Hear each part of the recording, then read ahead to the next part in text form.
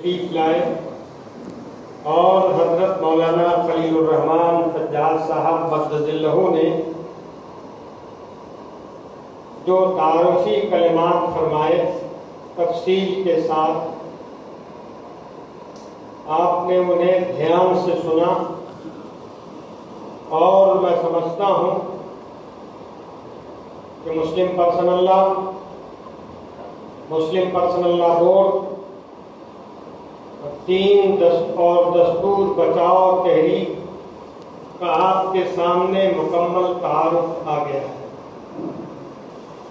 اور آپ نے محسوس کیا کہ جس درد کو آپ اور ملک کا مختلف دینی حلقہ اور طبقہ، سمجھدار طبقہ اور دانشور طبقہ پورے ملک میں محسوس کر رہا ہے،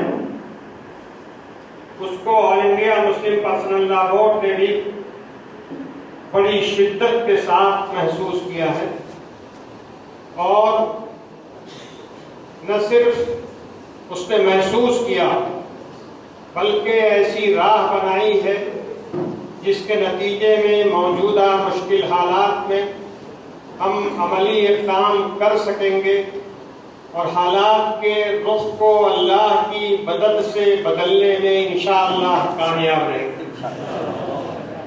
یقیناً جو ارادے ہیں حکومت کے اور جو ارادے ہیں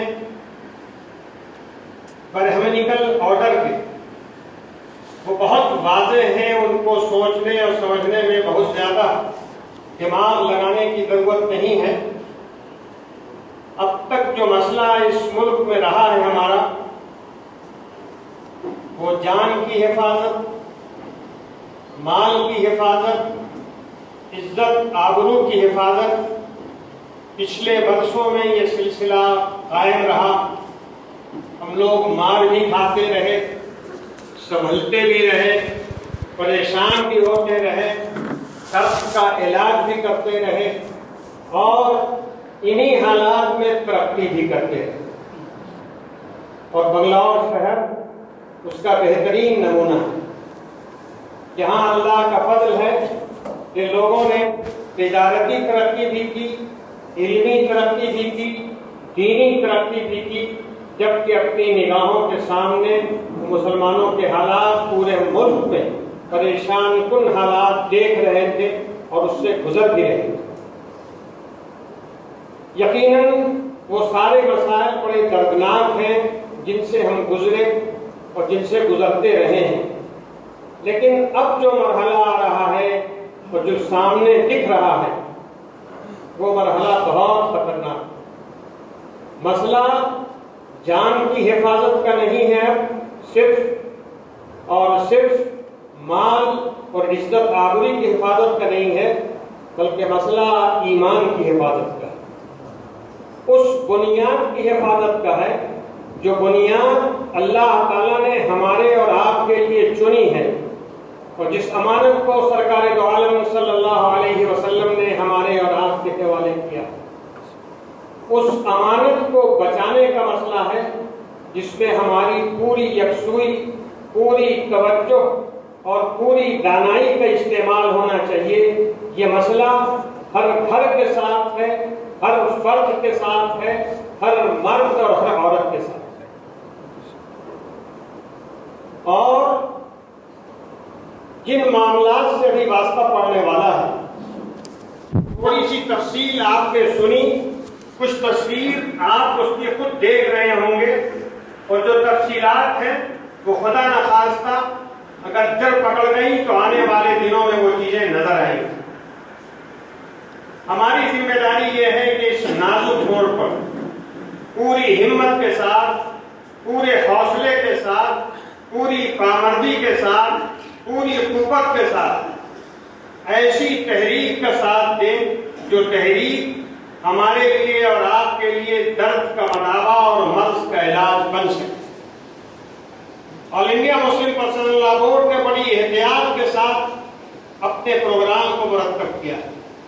آپ نے سنا بھی، یہ تحریک جو چلائی جا رہی ہے یہ صرف مسلمانوں کے درمیان نہیں چلائی جائے، مسلمان یقیناً اس کا ایک اہم حصہ ہوں، اور مسلمان ان کی ذمہ داری ہوگی کہ وہ اپنا حصہ ادا کریں، جو ان کی ذمہ داری ہے اس بات کو وہ پورا کریں۔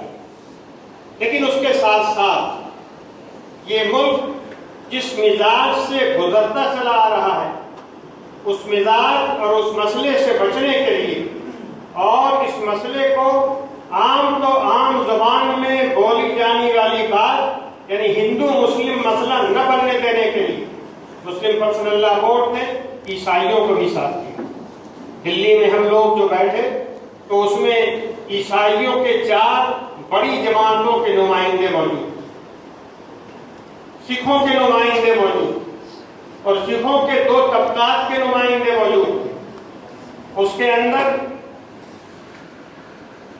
سماجی کام کرنے والی جماعتیں بھی تھیں، اس کے اندر دلت بھائیوں کے نمائندے بھی موجود تھے، اور اس وقت یہ محسوس کیا گیا کہ اگر ان کو جمع کیا جائے تو یقیناً ایک بڑی طاقت بن سکتی ہے، اس لیے کہ یہ چھوٹی چھوٹی اکائیاں اور یہ منتشر اقلیتیں اگر ان کو ایک دھاگے میں باندھ دیا جائے تو یہ تسبیح کا دانہ بن سکتی ہیں، ایسی جو ایک دھاگے میں بندھی ہوئی ہوں اور بڑی طاقت بن جائے گی۔ حضرت مولانا نے ابھی بہت تفصیل سے بتایا لنگایت طبقے کے بارے میں۔ یہ طبقہ پچھلے 67 برسوں سے کوشش کر رہا ہے کہ اس کی اصلی پوزیشن بحال کر دی جائے۔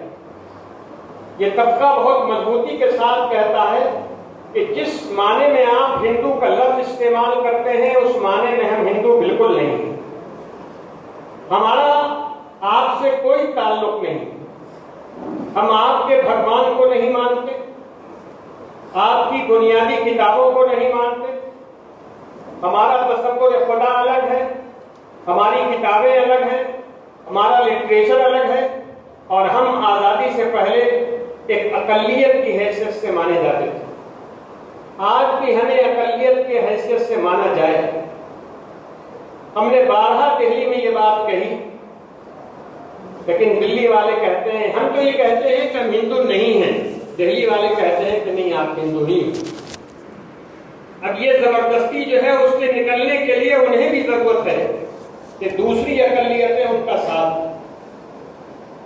عیسائیوں کا اپنا درد ہے، پچھلے 1 سال کے اندر مختلف چھوٹے بڑے حملوں میں 127 مواقع پر عیسائیوں پر حملے ہوئے۔ وہ یہ کہہ رہے تھے کہ صاحب مجھے حیرت یہ تھی کہ آپ کی بھی اتنی پٹائی ہوئی، ہماری بھی یہ پٹائی ہو رہی ہے، لیکن ہم آپ اس کام کے لیے مل کیوں نہیں رہے؟ ہمیں اور آپ کو ملنا چاہیے اس کام کے لیے۔ جب درد یکساں ہے، جب درد ایک طرح کا ہے تو مقابلہ بھی ایک طرز پر کیا جائے۔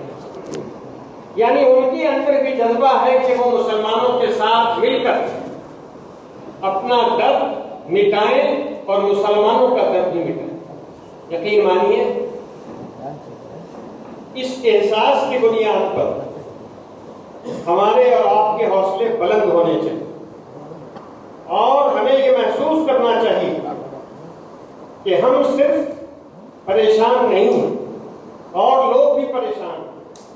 ہم تو مار کھاتے کھاتے مار کھانے کے عادی ہو چکے ہیں، لیکن جو لوگ ابھی عادی نہیں ہیں ان کی پریشانی دیکھنے والی، ان کا ہاتھ پکڑا جائے، انہیں ساتھ لیا جائے اور انہیں ساتھ لے کر آگے بڑھا جائے تو ایک بڑی جماعت تیار ہو سکتی ہے، جو جماعت اس ملک میں دستور کی بھی حفاظت کرے گی، اور اس ملک کے اندر یہاں کی الگ الگ تہذیبوں، الگ الگ اکائیوں، سماجی اکائیوں اور الگ الگ اداروں کی بھی حفاظت کرے گی۔ عیسائیوں کا طبقہ تعلیمی اداروں کے لحاظ سے بہت مضبوط طبقہ، جو خدمات عیسائی اداروں کی تعلیم کے میدان میں، صحت کے میدان میں ہے، انہیں کوئی نظر انداز نہیں کر سکتا ہے۔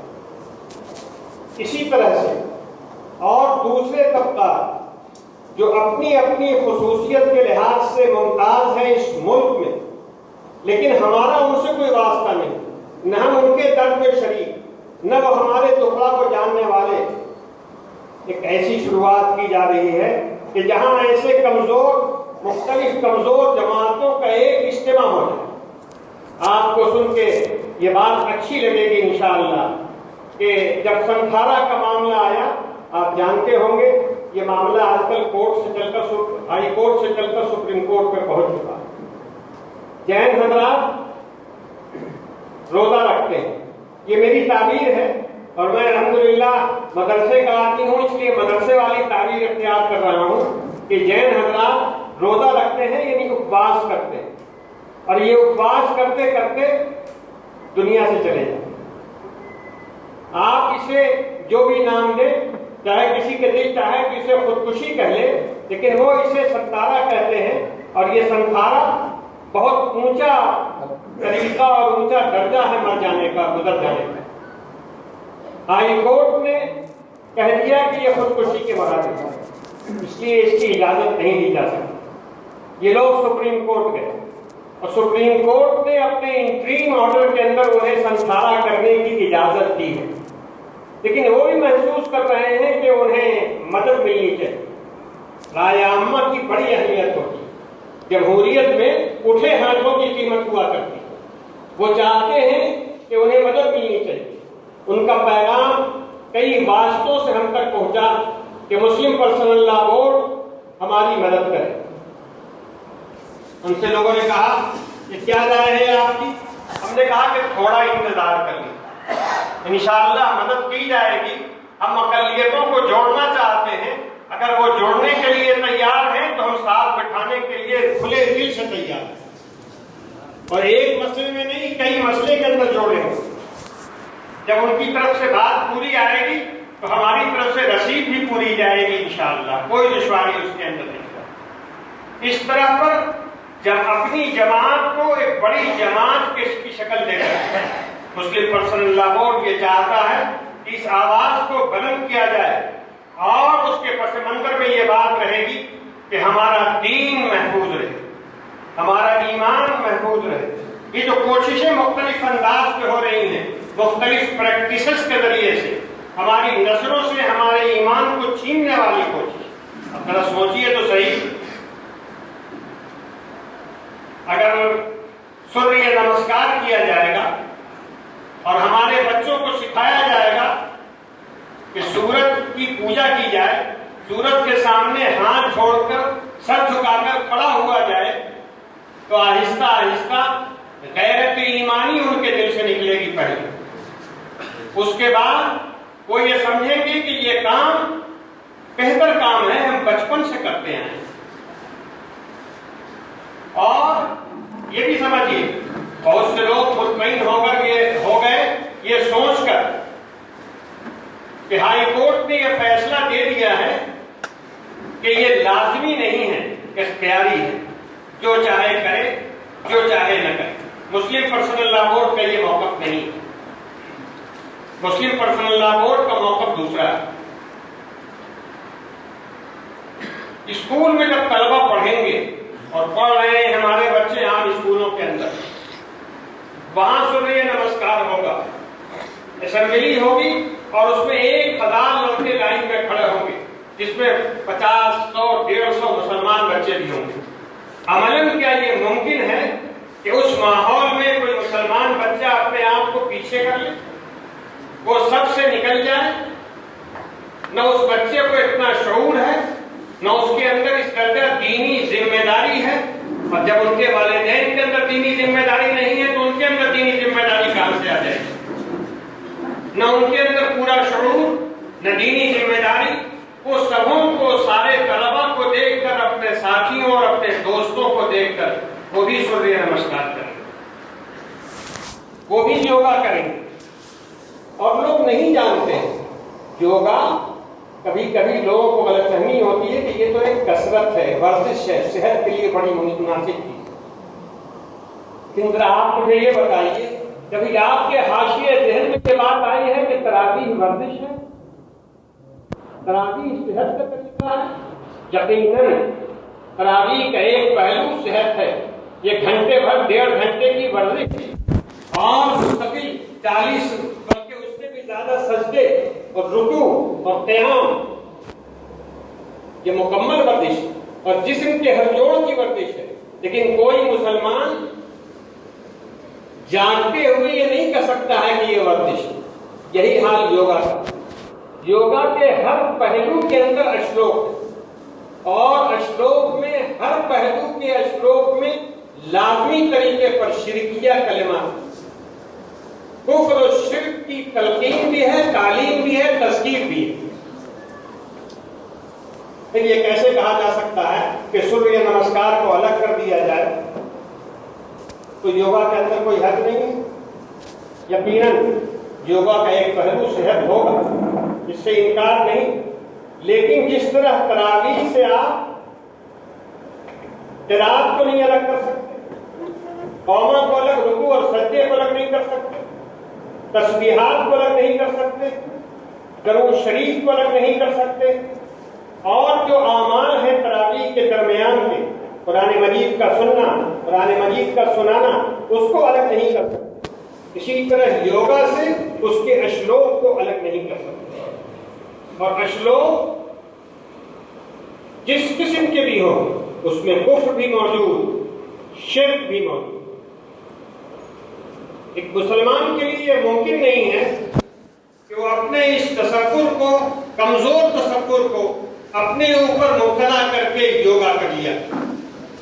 صحت کے اور ذرائع بھی ہیں، اور آج بھی ہندوستان کی بہت بڑی اکثریت یوگا کے بغیر اچھی خاصی صحت مند ہے ماشاءاللہ، اور وہ یوگا کے بغیر صحت مند رہ سکتی ہے. اس لیے ایک برہمنی تہذیب اور ویدک کلچر کو سامنے رکھ کر ہندوستان میں جو یہ کوششیں ہو رہی ہیں، دراصل یہ کوشش اس بات کی ہے کہ ایمانی غیرت کو ختم کیا جائے، اور آہستہ آہستہ تدریجاً کلمات کو کانوں میں ڈال کر شرکیہ کلمات، کفریہ کلمات کے جو برے اثرات دل و دماغ پہ پڑتے ہیں، جو برے اثرات زبان پہ پڑتے ہیں، اس سے زبان کو، دل کو، دماغ کو عادی بنا دیا. اور جس طرح تھوڑا تھوڑا اگر آدمی زہر کھاتا رہے تو زہر کا عادی ہو جایا کرتا ہے، اسی طرح سے یہ کوشش اس بات کی ہے کہ ابتدائی طور سے بچوں کو اس کے ایمان پر ڈاکہ ڈالا جائے، ان کے حوصلے کو چھینا جائے، ان کی ایمانی غیرت کو چھین لیا جائے. ظاہر ہے یہ خطرناک صورتحال ہے، اور اسی لیے مسلم پرسنل لا بورڈ نے یہ کوشش کی ایک ایسی راہ اختیار کی جائے کہ جس میں زیادہ بڑی جماعت آپ کے ساتھ ہو، اور ایسا اشتراک عمل ہو کہ ہندوستان کے مظلومین جمع ہوں اور ایک رائے اور ایک ذہن کے ساتھ وہ تحریک کا حصہ ہو. اور اسی لیے آپ کو خوشی ہوگی سن کر کہ اس تحریک کے نتیجے میں لنگایت فرقے کے جو جگت گرو ہیں مرتنجے جی، انہوں نے باقاعدہ کہلایا کہ وہ بڑے بڑے اجلاس کرنے کے لیے تیار ہیں. خود اس شہر کے اندر بھی وہ اجلاس کرنے کے لیے تیار ہیں. وہ چاہتے ہیں مسلم پرسنل لا بورڈ کے اشتراک سے اجلاس ہو. اسی طرح وامن میشرام جی جو بامسٹ کے صدر ہیں، بھارت مکتی مورچہ کے صدر نشین ہیں، انہوں نے بھی یہ وعدہ کیا کہ وہ پورے ملک کے اندر اپنے لوگوں کے ساتھ 100 اجلاس کریں گے، جس میں مسلم پرسنل لا بورڈ سے تعلق رکھنے والے یعنی مسلمان حضرات بھی شریک ہوں گے. یعنی ایسا نہیں ہوگا کہ اسٹیج پر 2 صاحب تشریف لائے، ہماری گولی بول کر چلے. یہ نسخہ ہم لوگوں نے بہت دیکھ لیا، اور اس میں دھوکہ زیادہ ہے، حقیقت کم ہے، بناوٹی باتیں زیادہ ہوا کرتی. اس لیے ہمارا ذہن یہ رہا، اور ہم لوگوں نے یہ فیصلہ کیا کہ صرف لیڈر ان کے نہیں ہوں گے، پبلک بھی ان کی ہوگی، مسلمان بھی ہوں گے، غیر مسلم بھی ہوں گے. تو غیر مسلم کے اندر جو طبقات مظلوم ہیں، کچلے ہوئے ہیں، پسے ہوئے ہیں، بھگائے ہوئے ہیں ملک کے شہروں سے، ان کو جمع کیا جائے تاکہ انہیں بھی طاقت ملے اور مسلمانوں کو بھی طاقت ملے، اور معاملہ ہندو مسلم کا نہ بنا دیا جائے. ان چیزوں کے ساتھ یہ تحریک شروع کی گئی ہے اور اسی کی آواز دینے کے لیے ہم لوگ آپ کی خدمت میں حاضر ہوئے ہیں۔ اب مجھے امید ہے کہ آپ حضرت مولانا کی تقریر کے نتیجے میں تمام تفصیلات جو مختصر طور پر کہی جا سکتی تھی وہ آپ کے سامنے آ چکی ہیں۔ آپ اس کی تائید کرتے ہیں یا نہیں یہ بتائیے؟ ساتھ دیں گے یا بیٹھے رہیں گے؟ لیکن ابھی تو آپ بیٹھے ہوئے ہیں۔ جزاکم اللہ۔ ابھی ایک مختصر سا مجمع اس لیے بلایا گیا ہے تاکہ بنیادی نقشہ آپ حضرات کے سامنے آئے اور آپ کے ذریعے سے کم بنگلور شہر میں یہ بات پھیل جائے۔ اس طرح کی بات ہے، یہ پروگرام ہے، پروگرام کا پس منظر یہ ہے، آنے والے دنوں کے اندر یہ نقشہ بننے والا ہے تاکہ بنگلور میں فضا سازی ہو۔ انشاءاللہ ہم لوگ دوبارہ حاضر ہوں گے اگر آپ اجازت دیں گے تو، اور انشاءاللہ ہم لوگ اس بات کی کوشش کریں گے کہ مختلف طبقوں کو یہاں مخاطب کیا جائے، مختلف حلقے کے لوگوں کو یہاں مخاطب کیا جائے اور ایک بڑا مجمع کیا جائے جس مجمع کے اندر مختلف طبقات جو الگ الگ اکائیاں ہندوستان کے اندر ہیں، اس میں عیسائی بھی ہوں گے، اس میں تھوڑے بہت سکھ بھی ہوں گے، اس میں لنگایت بھی ہوں گے، اس میں دلت بھی ہوں گے، اس میں OBCs بھی ہوں گے، ایک بڑا مجمع کیا جائے اور آپ کا بھی ایک بڑا مجمع رہے تاکہ یہ محسوس ہو کہ یہ اتحاد مضبوط ہے، پائیدار ہے۔ مجھے امید ہے کہ ان چند باتوں کے بعد آپ نے تفصیلات کو جان لیا ہے اور جو باتیں یہاں آپ نے سنی ہیں ان کو پہنچائیں گے۔ اللہ تعالیٰ سے دعا سب سے زیادہ کی، کام بھی کیجیے اور اللہ سے مانگیے کہ اللہ تعالیٰ اس اسکیم کو کامیاب بنائے اور جو مصیبت اس ملک میں ہم لوگوں کے اوپر اور کمزوروں کے اوپر مختلف اکائیوں کے اوپر آ رہی ہیں ان مصیبتوں کو اللہ تعالیٰ پردہ غیب سے ہٹانے کی کوشش حکم فرما دے اور ہم سب مل جل کر جو کوششیں کریں اللہ تعالیٰ ان کوششوں کو قبول فرمائے، اس کے اثرات ظاہر فرمائے۔ ربنا تقبل منا انك انت السميع العليم وتب علينا انك انت التواب الرحيم سبحان ربك رب العزة عما يصفون وسلام على المرسلين والحمد لله رب العالمين۔